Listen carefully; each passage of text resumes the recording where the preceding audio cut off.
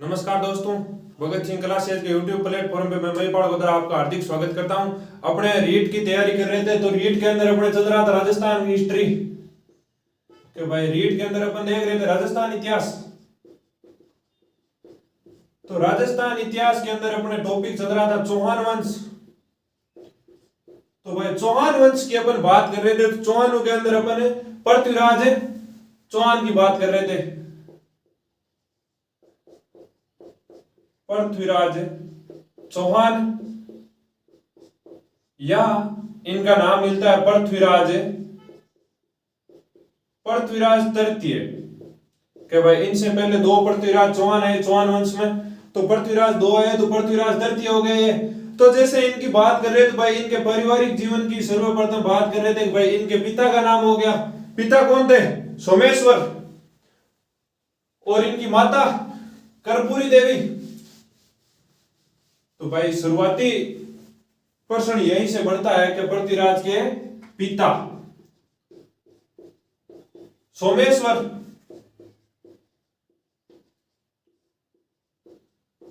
इनकी माता जी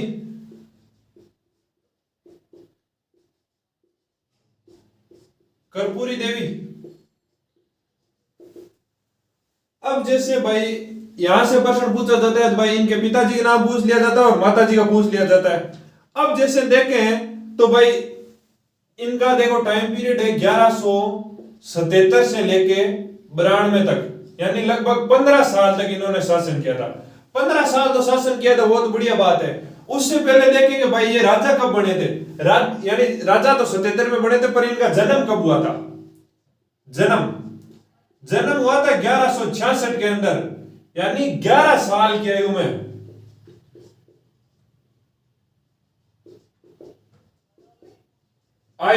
राजा बने। तो भाई राजा 11 साल की आयु में बन गए हो पृथ्वीराज चौहान, तो इनकी संरक्षिका होगी क्या भाई 11 साल को बालक कोई राज्य थोड़ी संभाल सके, तो एक संरक्षिका को आगे माता जी माता ही आनी कर्पूरी देवी। कर्पूरी देवी संरक्षिका होगी। आप देखा कि संरक्षिका माता ही अग्रे लगभग, तो माता को नाम आपने ध्यान में रखना है। दो प्रश्न एक साथ हुए कि माता और संरक्षिका कर्पूरी देवी। एक बात में आप देखा कि अंग भाई प्रमुख मंत्री हुए एक दो पे आप देखा कदमवास या केमास। प्रमुख मंत्री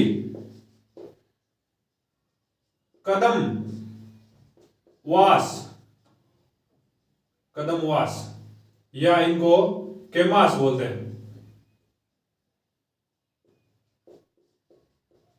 केमास ये अपने को ध्यान में रखना है कि भाई पृथ्वीराज चौहान के प्रमुख मंत्री कौन थे। तो एक तो हो गए कदमवास या इनको अपन बोलते हैं केमास, और एक हो गए भुवनमल।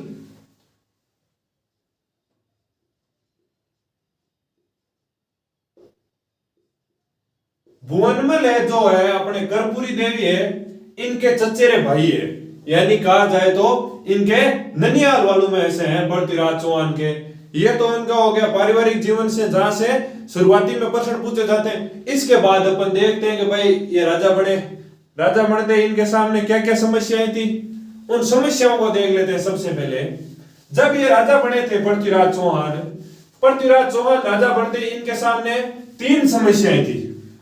तीन समस्या नॉर्मल हर व्यक्ति के लगभग हो जाती है कि एक तो घर की, जिसके घर की समस्या होती है उसके पड़ोसी की तो पक्की होगी। पड़ोसी की के घर की समस्या है, जगह के पड़ोसी की तो है ही है, और भी की विदेश में ढूंढी है। विदेश में समस्या, विदेशी या मान लो कि भाई पड़ोसी है गांव और कोई व्यक्ति हो जा भी मान लो आपने घर में एक सागे या और ध्यान रहे क्या जनजाति और है जबकि इन परेशान गिरिया गया भी यानी जनजाति हूं टक्कर ले भी जनजाति को भी आपने एक ध्यान में रखना है। जी हाँ, पड़ोसी में देख लिया चंदेल हो गया एमपी के साइड का, एमपी यूपी के बीच के माइन चंदेल, एक हो गया गैडवाल और एक गया चालुक्य। ए आपने पड़ोसिया हुई विदेशी में देखा, विदेशी अपन पहली देख रहा है विग्रहराज चतुर्थ आप लगभग देख रहा है गजनी अफगानिस्तान में बे गजनियाड़ा और वो इन परेशान करता है, यानी यूं टक्कर लेता। अब अपन ओ मैं भी खातर है कि भाई ओ चार्टी खातर है कि आपने ये ध्यान में रहना चाहिए कि भाई पृथ्वीराज चौहान कहीं काम किया, लगभग में सीमित है पृथ्वीराज चौहान को इतिहास आपने ध्यान में अत्यावश्यक चीज ध्यान में रह जानी जना लगभग है पूरा सिस्टम याद आ जाके भाई दोबारा रिवीजन करो भी टाइम और ध्यान में रख लिया। अब जी आप आगे देखा तो घर की प्रॉब्लम देख लो, एक घरेलू प्रॉब्लम कहीं घरेलू प्रॉब्लम ये है कि भाई इन पहली राजा बनियो पृथ्वीराज चौहान पहली सोमेश्वर के जिया दूसरोड़ी माता जी बांगा विग्रहराज चतुर्थ थी। विग्रहराज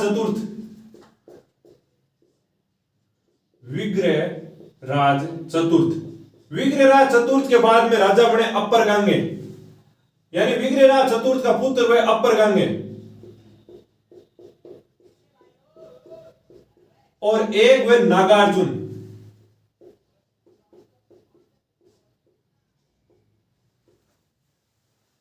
विग्रहराज चतुर्थ के अपर गांगे और नागार्जुन हुए, यानी विग्रहराज की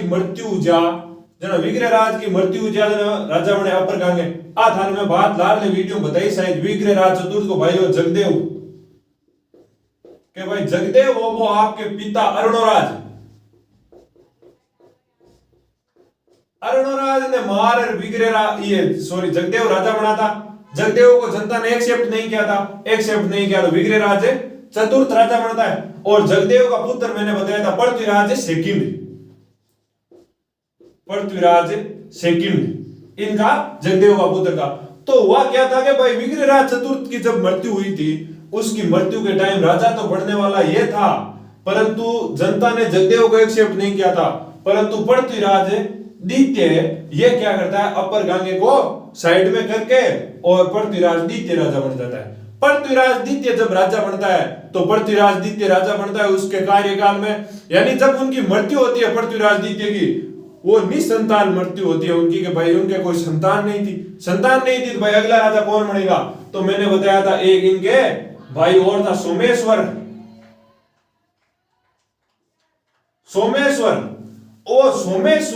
अपने ननिहाल में रहा करते थे। वो पृथ्वीराज की मृत्यु के बाद सोमेश्वर राजा बनते हैं। सोमेश्वर की मृत्यु के बाद अपने नेक्स्ट राजा बनते हैं पृथ्वीराज तृतीय। तो पृथ्वीराज तृतीय के सामने वापस यही समस्या आ जाती है अपर गांगे और नागार्जुन वाली। तो होता क्या है अपर गांगे और नागार्जुन भाई ये सोचने लग जाते हैं कि भाई ये आयु में छोटा है यानी बालक है अभी, तो इसको अपन आसानी से हरा सकते हैं, इसको हटा सकते हैं। तो ऐसा होता नहीं है, इन दोनों के बीच अपर गांगे और पृथ्वीराज के बीच छोटी मोटी झड़प होती है, उसके अंदर इनकी मृत्यु हो जाती है। मृत्यु किनकी हो जाती है अपर गांगे की। ये घरेलू विवाद के अंदर है भाई अपर गांगे की मृत्यु होगी। अपर गांगे की मृत्यु के बाद आते हैं नागार्जुन जी। तो नागार्जुन जी को भी ये हरा देता है। नागार्जुन जी को हिंसार स्थान पड़ता है अपने हिंसार में अटैक हुआ था। हिंसार के अंदर इनको नागार्जुन जी को हरा दिया था। कहने का मतलब है कि हिंसार क्षेत्र अपने चौहानों के अधीन आता था। तो चौहान ये नागार्जुन वहां पे आक्रमण करके वहां पे राज कर लेता है। उस टाइम ये दिल्ली में होते हैं पृथ्वीराज चौहान।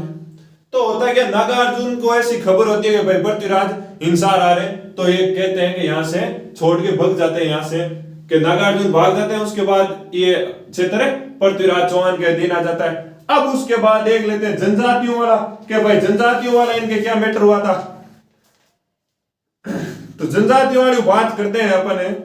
नागार्जुन चला गया तो जनजातियों वाली बात करते हैं। जनजाति भूनक नामक एक कोई जनजाति होती है, वो जनजाति यहाँ पे लूटपाट के लिए आती है। हिंसार गुड़गांव जिसे हम वर्तमान में अपन गुरुग्राम कहते हैं, वहां पे भंडावक जनजाति ये कहां पे आती है? गुरुग्राम। गुरुग्राम जिसका प्राचीन नाम गुड़गांव था।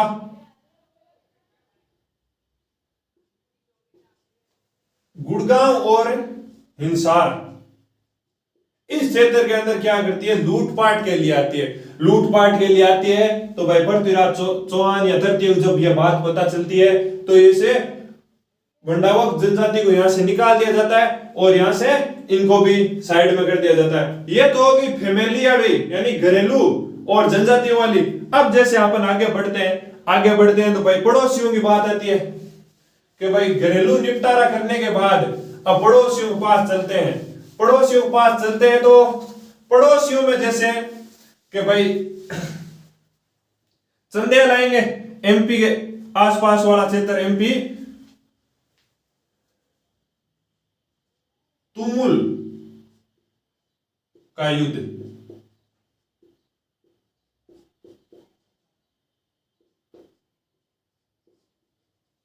मोहेबा के अंदर तुमुल का युद्ध होता है। कहां पे होता है? महोबा या इसको मोहोबा कहा जाता है। दोनों में से एक नाम ध्यान में रख लेना आपने, तो एक ही जगह है दोनों, लगभग अलग अलग दोनों के नाम भाई अलग अलग पुस्तकों में ऐसे नाम देखने को मिलते हैं, तो अपने कंफ्यूज नहीं होना है। तुमुल का युद्ध हुआ था। तुमुल वैसे कोई स्थान विशेष का नाम नहीं है। तुमुल जैसे कोई स्थान विशेष का नाम नहीं है। तुमुल तो जैसे प्रचंड या कोई भयंकर युद्ध होता है ना, प्रचंड या भयंकर। प्रचंड या भयंकर को हिंदी में शुद्ध रूप से तुमुल कहते हैं। तुमुल का युद्ध हुआ था। तुमुल का युद्ध किन किन के बीच में हुआ था? एक तरफ तो थे चंदेल और दूसरी तरफ थे अपने पृथ्वीराज चौहान। कौन कौन के किस किस के बीच युद्ध हो रहा है? पृथ्वीराज चौहान और चंदेलों के बीच। परमार्दी देव चंदेल थे।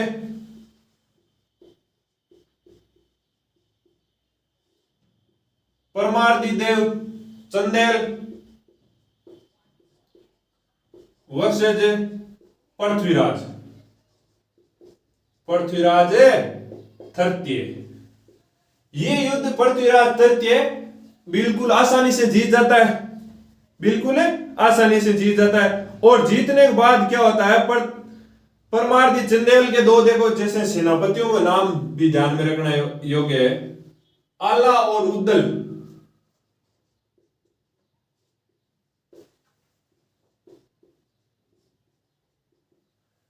कहा ऐसे जाता है कि भाई परमार्दी देव चंदेल तो विशेष रूप से इस युद्ध के अंदर भाग लेते नहीं है। ये आला और उद्दल ही इस युद्ध को संभालते हैं। क्या कहा ऐसा जाता है कि भाई आला, और कहीं कहीं पे ऐसा कहा जाता है आला और उद्दल दोनों की मृत्यु हो गई थी, और कहीं कहीं पे ऐसा कहा जाता है कि भाई आला इस युद्ध के अंदर मारा नहीं जाता है। कई इतिहासकार ऐसे कहते हैं कि आला इस युद्ध के अंदर मारा नहीं जाता है। तो क्या करता है? वो साइड में चला जाता है कहीं पहाड़ियों के अंदर और सन्यासी बन जाता है। और कहा ऐसे जाता है कि भाई ये वर्तमान में भी जीवित है, यानी अभी तक मरा नहीं। जैसे अपने हनुमान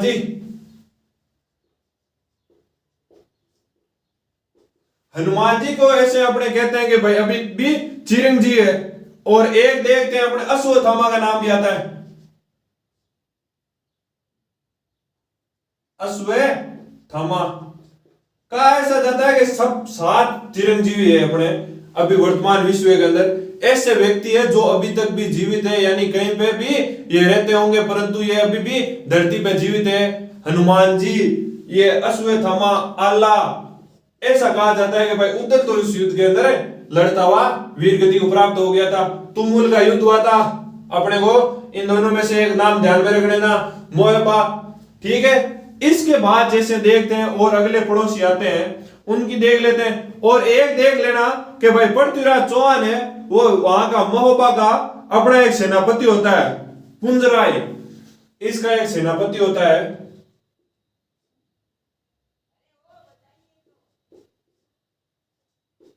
पुंजराय इसको क्या करता है कि भाई वहां का प्रशासक बना देता है।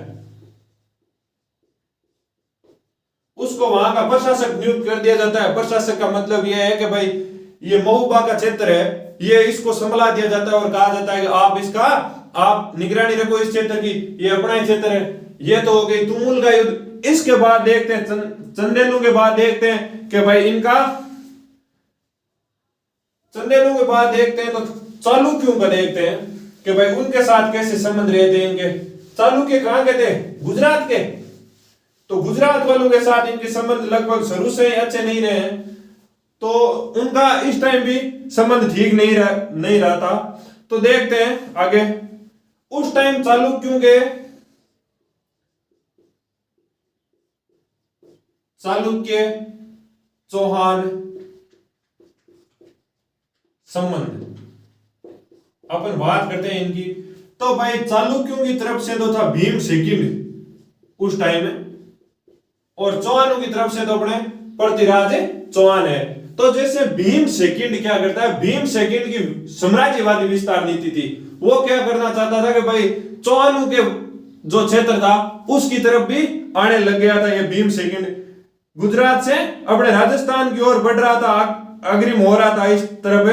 तो पृथ्वीराज चौहान और इसके बीच में युद्ध होता है।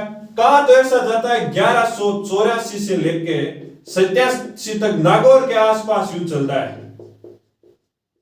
नागौर के आसपास युद्ध चलता है। 3 साल ऐसे चलता है, 3-4 साल ऐसे चलता है कि कभी युद्ध हो जाता है, कभी रुक जाता है, कभी हो जाता है, कभी रुक जाता है। ऐसे ऐसे चालुक्य और चौहानों के बीच युद्ध होता है। उस युद्ध के अंदर पृथ्वीराज चौहान जीतता है। पृथ्वीराज चौहान चालुक्यों को हरा देता है। चालुक्यों को हराने के बाद एक अपने राजकुमारी है इच्छुनी देवी। इच्छुनी देवी राजकुमारी है आबू की राजकुमारी है। आबू की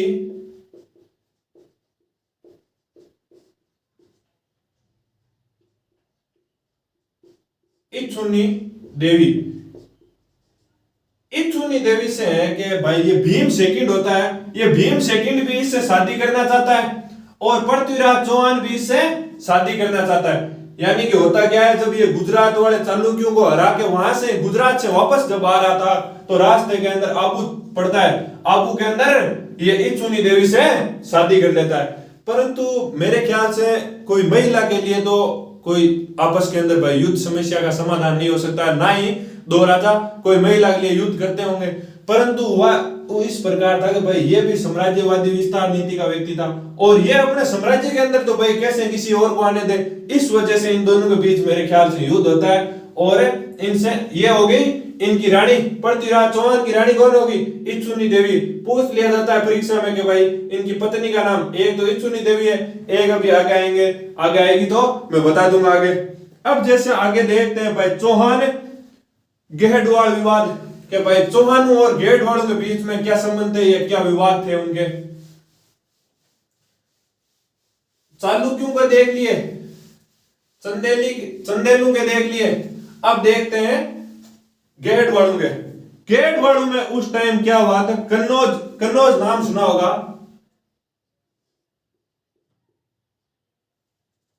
चौहान गेहडवाल विवाद। अपन इसकी बात करते हैं चौहान गेहडवाल विवाद की। तो चौहानों के राजा हो गए पृथ्वीराज तृतीय और गेहडवालों के हो गए जयचंद कन्नौज के।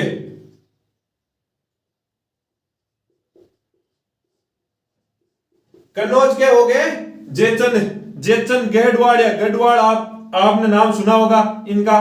तो जैसे आगे बात करते हैं इनकी, तो भाई आगे बात करते हैं तो भाई इनके एक तो देखो मुख्य समस्या ये थी कि भाई ये दोनों गेहडवाल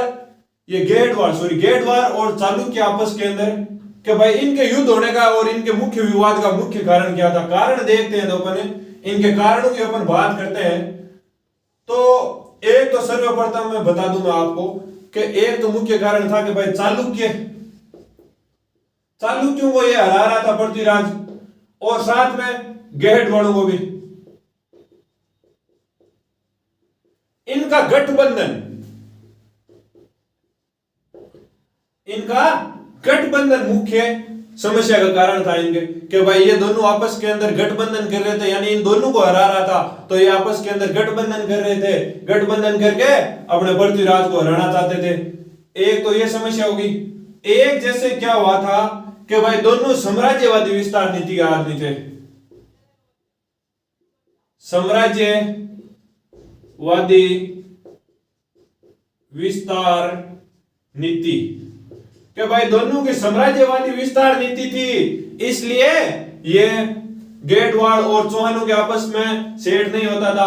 और जैसे नंबर 3 पे अपन देखते हैं तो दिल्ली है, एक अपने दिल्ली आता है। दिल्ली वैसे आप विग्रहराज चतुर्थ और उससे पहले भी देख रहे हैं कि दिल्ली गेटवाड़ों ये चौहानों के अधीन आती है, परंतु दिल्ली उत्तराधिकार, दिल्ली के उस टाइम हुआ करते थे आनंद सिंह तोमर।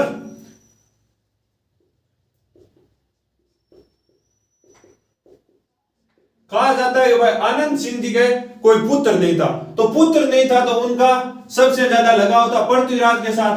पृथ्वीराज और ये आनंद सिंह तोमर कोई नाना वाला सिस्टम था कि भाई इनका कहा जाता है पढ़ना नहीं रहा था, यानी जैसे इनकी मम्मी का ननियाल आनंद सिंह तोमर के था। तो हुआ क्या था कि भाई ये पृथ्वीराज चौहान को अपना राज्य देना चाहता था, आनंद सिंह तोमर पृथ्वीराज चौहान को अपना राज्य देना चाहता, परंतु ये गेटवाड़, ये जयचंद गेटवाड़ है, ये क्या करता है, ये भी यहाँ पे दिल्ली पे अपना अधिकार काबिज करना चाहता है। इस वजह से दिल्ली उत्तराधिकार को लेके इनके बीच में संघर्ष होता है। और जैसे देखते हैं तो आप कभी कभार टीवी में सीरियल चलता होगा, उसमें देखते होंगे कि भाई एक जयचंद गेटवाड़ की पुत्री होती है, उसका नाम है संयोगिता।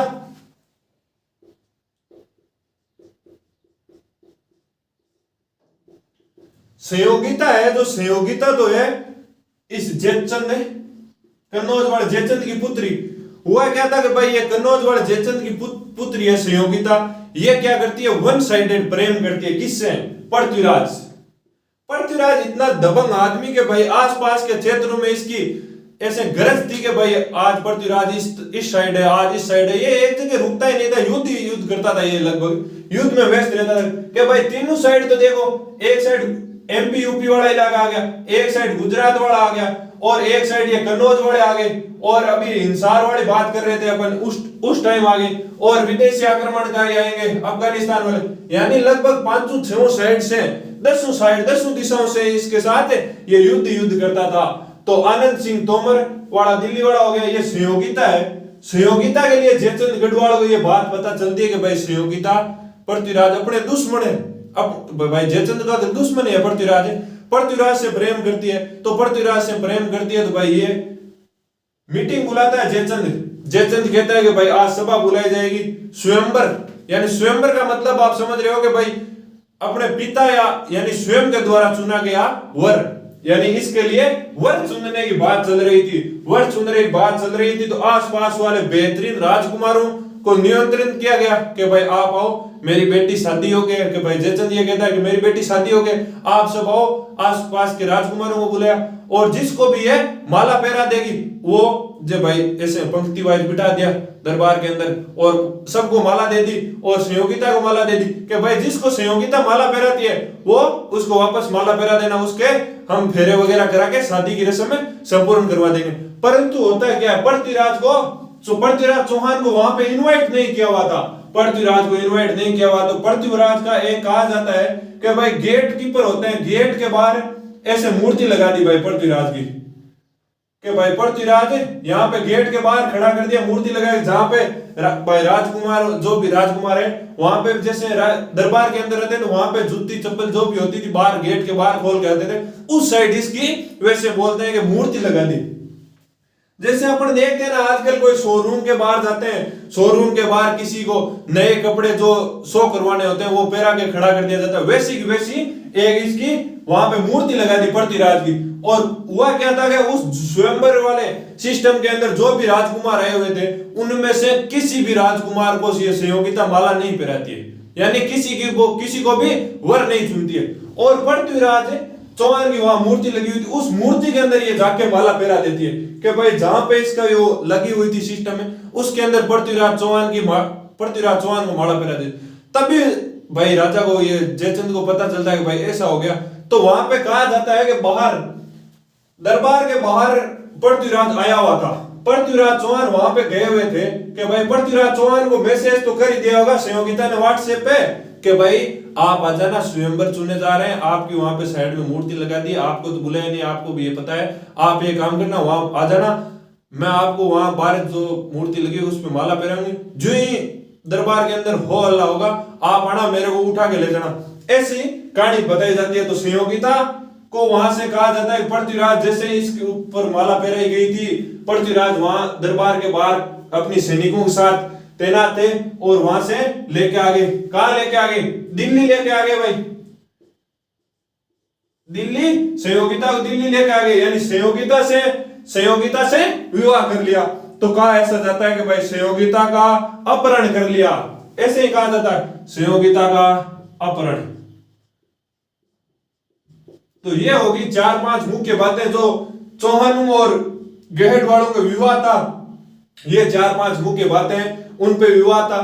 तो अपने को ये जानकारी भाई के भाई ये मुख्य विवाह थे, इनकी जानकारी अपने को कहां से मिलती है? जानकारी मिलती है अपने को दशरथ शर्मा की एक पुस्तक है द चौहान डायनेस्टीज। कहां से मिलती है? The Chauhan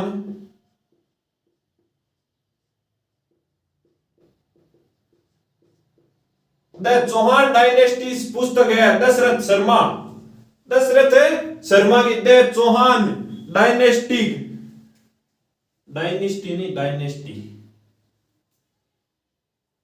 the Chauhan dynasty पुस्तक से अपने को ये जानकारी मिलती है कि भाई चौहानों और गेहटवाड़ों के बीच में क्या क्या विवाद था। ये संयोगिता वाला तो यहीं से, जो संयोगिता पे तो बिल्कुल यहाँ पे दशरथ शर्मा जी ने लिखा था, यहाँ पे दशरथ शर्मा जी की पुस्तक है द चौहान डायनेस्टी, इससे अपने को यह जानकारी मिलती है। तो भाई अब जैसे आगे की बात करेंगे अपन अगली क्लास के अंदर, करेंगे तो उस क्लास के अंदर बात क्या करेंगे? बात जैसे तराइन के युद्ध होने, पृथ्वीराज चौहान के तराइन के प्रथम व द्वितीय युद्ध की बात करेंगे। तराइन का प्रथम युद्ध कब हुआ था? 1191 के अंदर। और तराइन का द्वितीय युद्ध ये कब हुआ था? ये हुआ था 1192 के अंदर। ये और जो भी आगे इनकी मुख्य बातें उन पे अपन बात कर लेंगे पृथ्वीराज चौहान की।